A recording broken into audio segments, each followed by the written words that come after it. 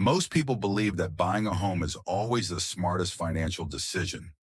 It's what we're taught from a very young age. Buy a house, pay the mortgage, build wealth. But what if that belief is incomplete?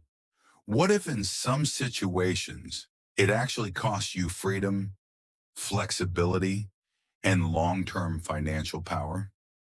Today, we're going to explore one of the most important financial decisions you will ever make. Should you rent or should you buy?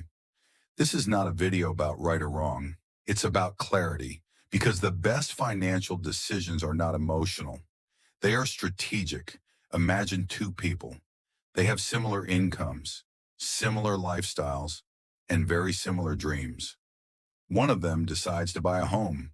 She makes a down payment, signs a 30-year mortgage, and feels proud. She finally owns something. The other person chooses a different path. He decides to rent.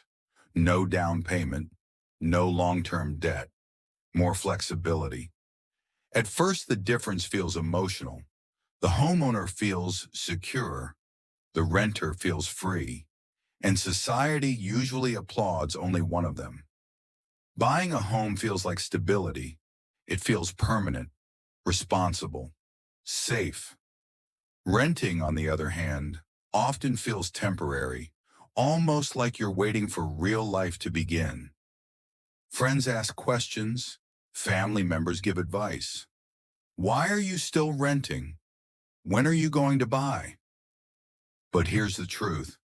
Emotions don't pay bills. Cash flow does.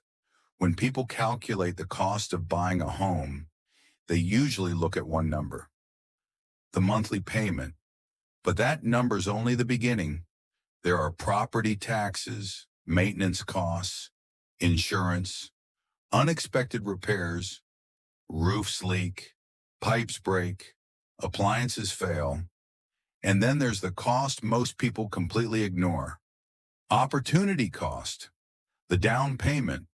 That money doesn't disappear, but once it's locked into a property, it can't work for you elsewhere. It's not invested, it's not compounding, it's not liquid, and over time, that can matter a lot. This doesn't mean buying is bad. It means buying has a price, a real one, and that price isn't always visible. Now let's talk about renting, because renting is often misunderstood. People say renting is throwing money away, but that's not entirely true. Not if you understand how money actually works. When you rent, your fixed costs are usually lower. No property tax surprises, no major repairs, no long-term debt obligation. And that difference matters because money saved doesn't disappear. It can be invested, it can grow, it can create options. Flexibility has financial value, even if it doesn't show up on a balance sheet.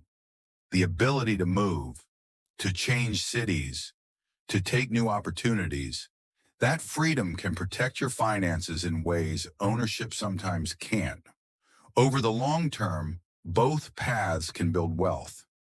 Buying creates forced savings.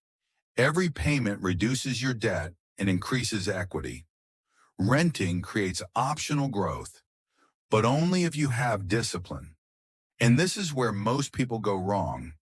They rent, but they don't invest the difference. They gain flexibility, but lose time. And time is the most valuable financial asset of all. So what's the better choice? Rent or buy? The answer depends on your goals, your discipline, your timing, and your strategy. Buying can be powerful when prices make sense, debt is manageable, and income is stable. Renting can be powerful when flexibility matters, capital can grow elsewhere, and opportunities are still evolving. The mistake is thinking there is only one correct path. There isn't. The real question isn't whether renting or buying is better. The real question is this: what kind of life are you trying to design? Because a home is more than walls and a roof. It's a financial strategy. And the smartest strategy is the one that aligns with your long-term vision.